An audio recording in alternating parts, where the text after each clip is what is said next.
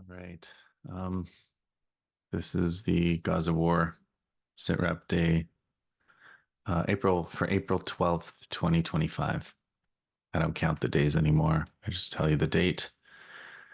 And I guess we'll start with the negotiations. There's an interesting, I don't know how many of you watch Mahmoud Odd, but I do watch his he basically has something like a SITREP, a very different perspective than mine, and I think. But he follows things closely. He reports a lot of stuff that people don't necessarily catch, and so I definitely recommend him, even though we have different. It's good to have different perspectives, right? But he was saying the other day, I listened to him the other day, and he said something like it. The Israelis want you to believe that they can do this forever, that this can go on forever, but it can't go on forever. And there was also something that John Elmer said that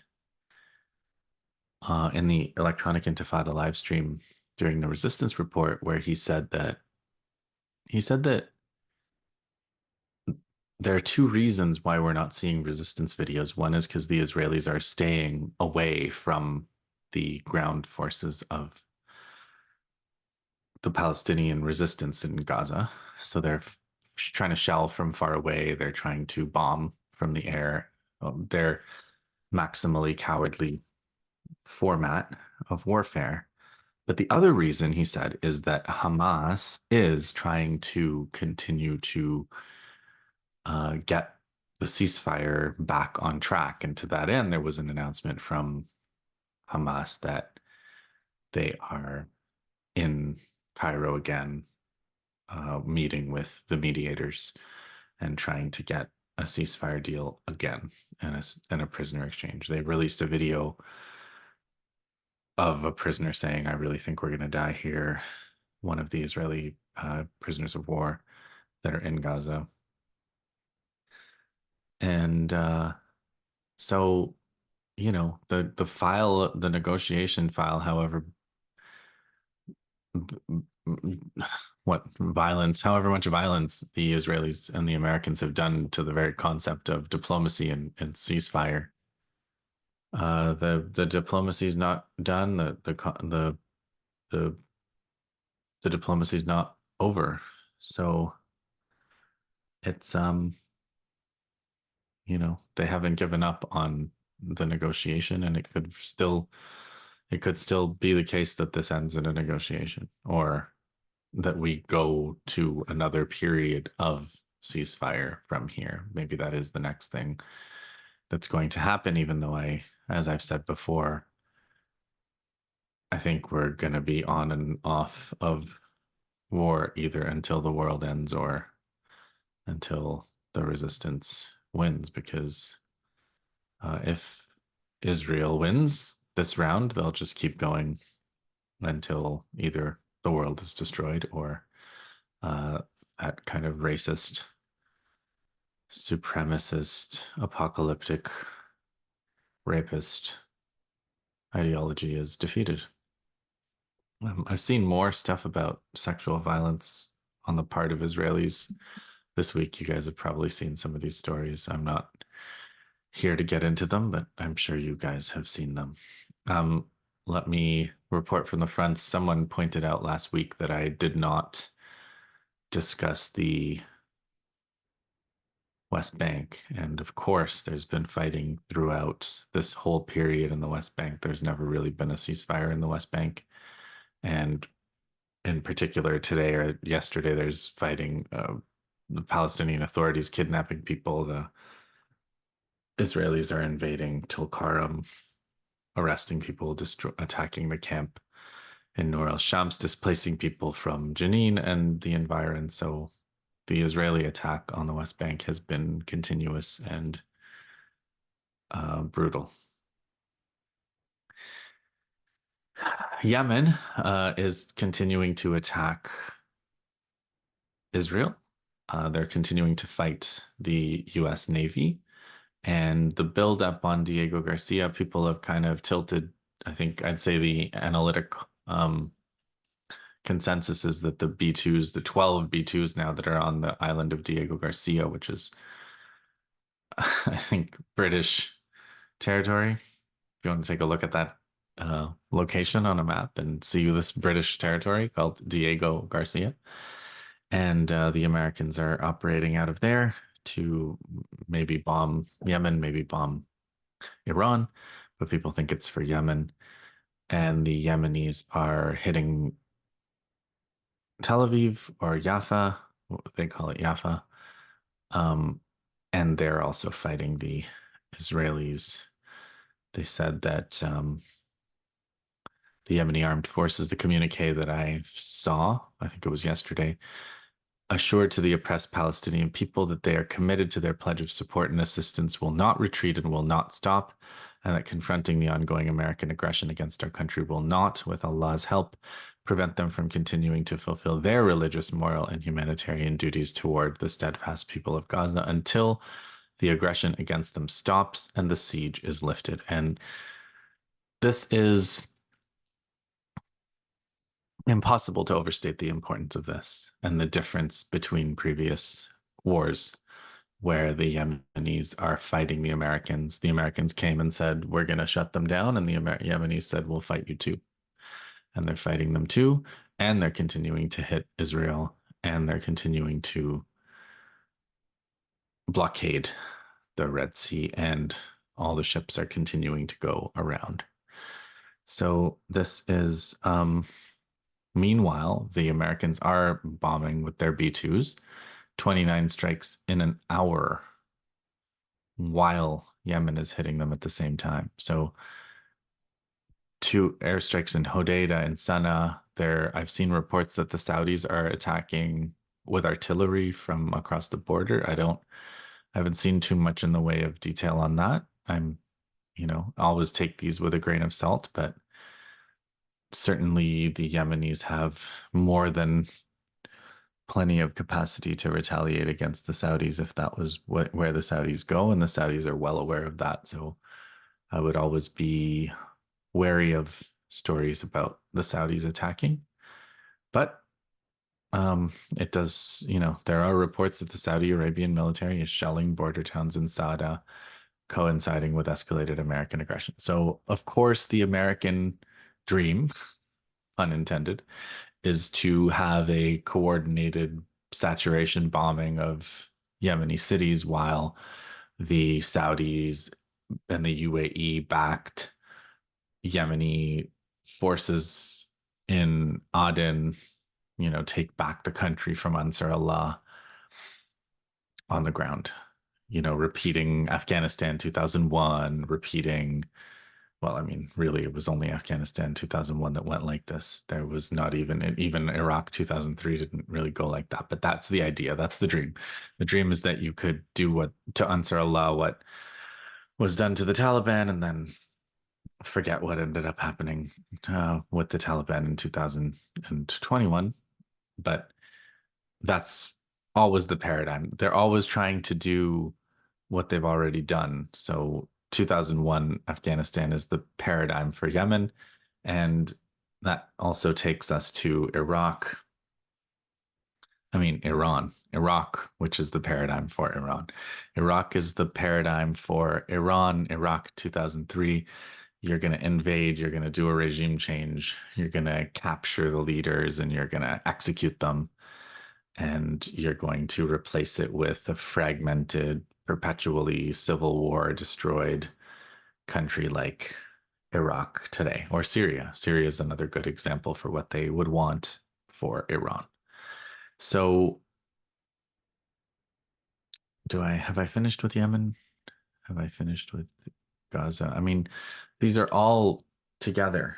Gaza is so many atrocities just in, they bombed another hospital, the Al Ahli hospital, which was the first hospital that I remember where we were debating years ago now whether they really would have done that, and they were trying to argue that it wasn't them, and now they're just openly bombing it, bombing every hospital, bombing every shelter. That's how the world works now. We're all supposed to just accept it. Um, so what are we talking about? Iran. Let's talk about Iran a little bit because there's a question of it, like the Iranians are negotiating, right? The Iranians are negotiating in Oman with the Americans over their nuclear program. So the Americans, Obama negotiated a deal with the Iranians about peaceful nuclear power and not having a nuclear bomb, and Trump canceled it. And then now Trump is threatening them and saying, we must make sure they never get a nuclear bomb. And Iran is saying, we don't want a nuclear bomb, so it doesn't matter. And then there's a whole bunch of things where Israel is saying, no, you're going to have to disarm completely and be like Libya. And Libya is a great, aspiration for Israel to have. Israel would like every country to be like Libya, right? Open air slave markets and complete destruction of the state and no prospect of development. And that's the paradigm for every country of the world, really. That's what Israel would want for all of us. So that's what they want for Iran. And Iran has said we don't want a nuclear weapon, so we are happy to talk about not having a nuclear weapon. But if you want anything else, like stopping our support for Palestine or Hezbollah or Ansarullah in Yemen, that's not going to happen. And if you want our just conventional missile disarmament, that's also not going to happen. So we'll see where this goes. But um, I said last week that I think there is going to be a war on Iran, and I haven't really changed my assessment there. I do, we should address certain online commentary. I'm not going to name anybody. Um, Everybody knows what I'm talking about, probably. But there has been this kind of presentation online that the Americans are going to do a regime ending strike. This is the phrase that you'll hear.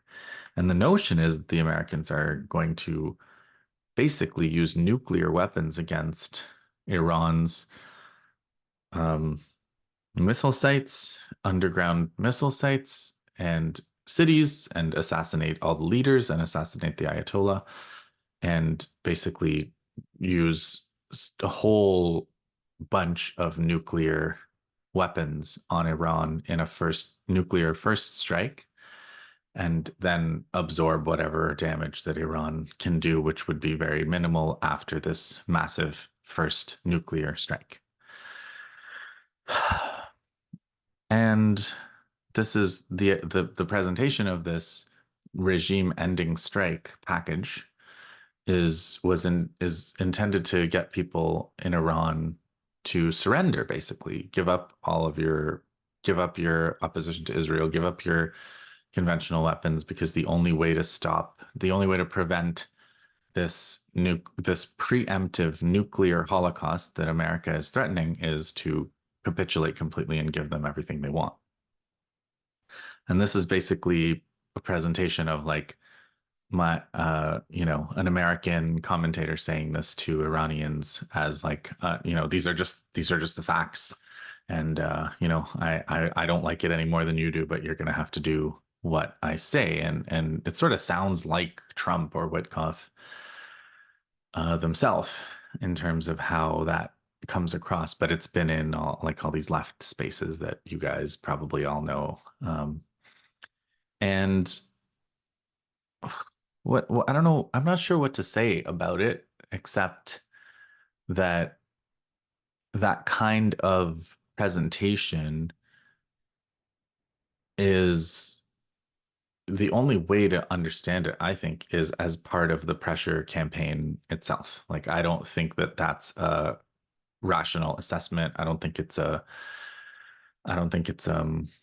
sober analytical um, position that's been arrived at there. I think it's basically a part of a propaganda piece intended for some kind of Iranian and resistance audience to feel like despair, to feel the omnipotence of America, to feel that America has this magic button that it can press to end Iran, and that the only thing that can be done is to surrender to that.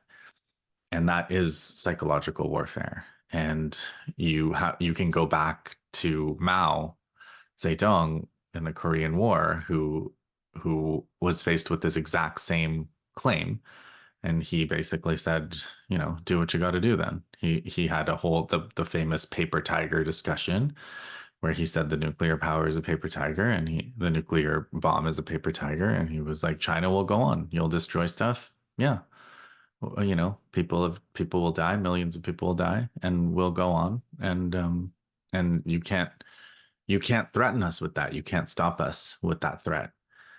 And I believe we've seen the resistance take that same attitude. And I actually think that in the face of that kind of insane threat, that is the only attitude that one can take. And otherwise, as Professor Morandi has said in reply, like once you start on that path of, okay, well, if you're going to destroy me unless I comply, I'll comply, then today you're, what do they say, today you're giving up your nuclear bomb or your nuclear program, and tomorrow you're basically shining their shoes, right? So that's one point about it. The other point about it is like the legitimacy to make that threat that the Americans have is, what I heard was when I was watching one of these videos is the Iranians have signed the non-proliferation treaty, so they're not allowed to have a bomb, and the Americans are enforcing this. They're threatening Iran with genocide because they've decided that Iran isn't in compliance with the non-proliferation treaty. So in order to enforce international law on Iran, just on Iran, not enforce international law on Israel or anywhere else, because and this explicitly was stated, like, don't bring Israel into this. Don't bring Israel into this is like, the first, it's not the last refuge of scoundrels, it's the first refuge of scoundrels. And so but yeah, so in order to enforce international law on just Iran, America is going to threaten genocide on the whole country. So, once you enter into this, and then everybody's supposed to give up on the Palestinian cause because the Palestinians are divided, apparently. And America and Israel had nothing to do with the Palestinians being divided. They didn't train and prop up the Palestinian Authority, or aren't propping up the Kingdom of Jordan, and aren't backing and pressuring Egypt. They're not doing any of that stuff, or they are, but it doesn't matter because that's not the point, because the Arabs are not united, and that's why. So once you enter into that just web of inconsistencies and outrageous claims, you can't get out of that with your mental faculties intact. So it's better just to avoid it, but I also couldn't help but respond to it, because I do think that, this material is out there scaring people. And, I don't think that being afraid in response to this threat is actually going to save you. There's no safety to be had in capitulating to this threat from Trump. And I think the Iranians understand that. But I also don't think that I don't think there's anything that can prevent this war. So but I don't think this war is going to be a magic button that the Americans are going to press. I imagine, like, I also don't want people shouldn't forget the Americans have bombed Iran.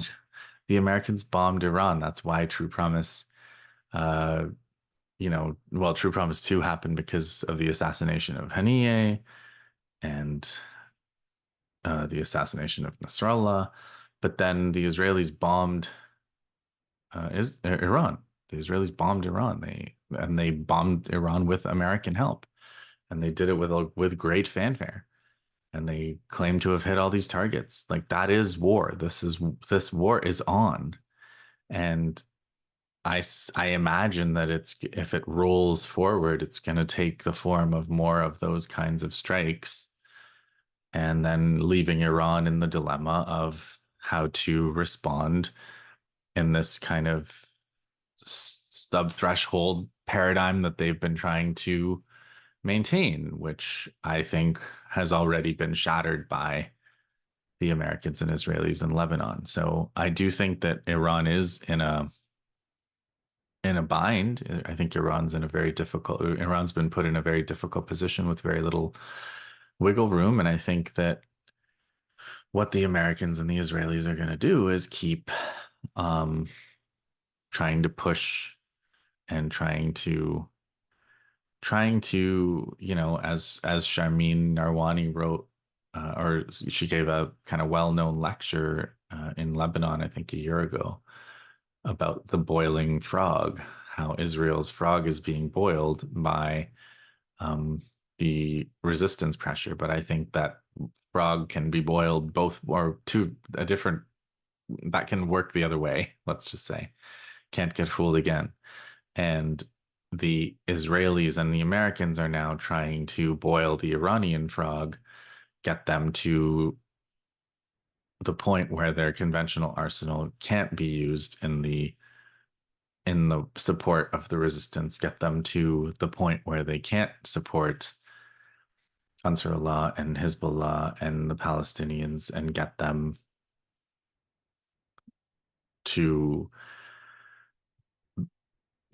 regime change or state destruction like Syria or Iraq, and do it without a big sharp blow that causes them to do a lot of damage to the Gulf states or the Straits of Hormuz or the trade networks, but instead to destroy them in this slow grind that there's never any trigger for the bigger campaign that Iran could potentially do. So that's what I see as the scenario that's unfolding. I don't think it's gonna unfold. I think that's what's happening. I think that's what the Americans and the Israelis are trying to do to Iran, and I think that that's what we're seeing with Iran.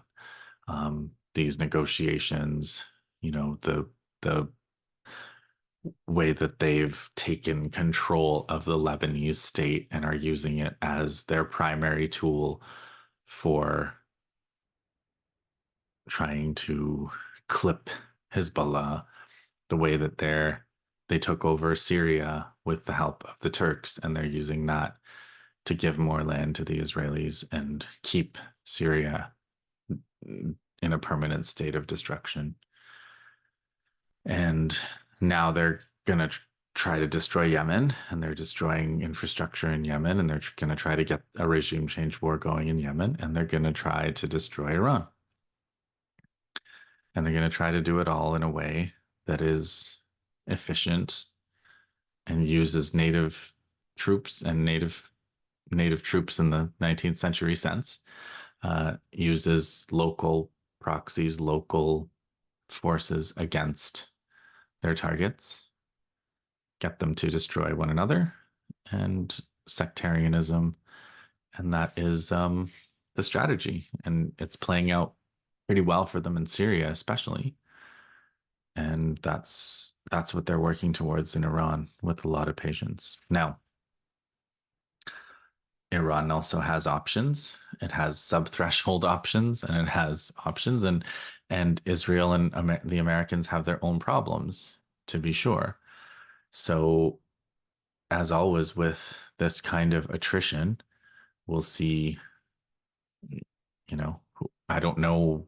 It's hard to know until it's over who was winning, because Israel is also facing a number of cascading crises in their economy, in their politics, in their military, in their morale, in their demographics. Maybe people, how important is the people that are leaving and how many of them are leaving and how many of them are giving up on the Israeli project. So that's the strategic situation today with Iran, with the resistance, with Yemen, and with Gaza. There's, I think, still a possibility of there's a possibility that Hamas evidently sees of getting a ceasefire back on track through the mediators, and that'll change the dynamic somewhat. There's also a possibility that Israelis will start a ground war soon, and we will start seeing the resistance videos because the way that the Yemen war is unfolding is reminding me of the way the Yemen front worked back when there was also hot war in Gaza. So I think we could start to see that too. We could, it could go any number of ways from here because the situation is a war. It's a war and the war is on. And even the Lebanon front could become active again, although I don't see that until the next time I see you. So let me conclude with this. Do I think that there'll be a war? Do I think that the Iran US war will heat up to the point where Iran is hitting US naval assets, or the Americans are bombing Iran, or the Iranians are hitting Gulf states or things like that before the next time I see you in a week? No, I don't think so. But I do think that we could see either more war. We could see either a ground war. I'd say it's 50. I'd say it's completely even odds between whether we see more ground war in Gaza, another return to a ceasefire or movement towards ceasefire in Gaza, or just more of this horrific bombing of civilians, because that's what Israel maybe it's because they want us to think they can do it forever, but it does seem to me they can do it for a long time and it's relatively cost free for them, and they're imposing these massive costs and massive destruction on people, which is what brings them some kind of pleasure, evidently. So that's it for this week. That's the situation. Um, I'll stop there and I will ask you all to hang in there. And I'll see you in the next one.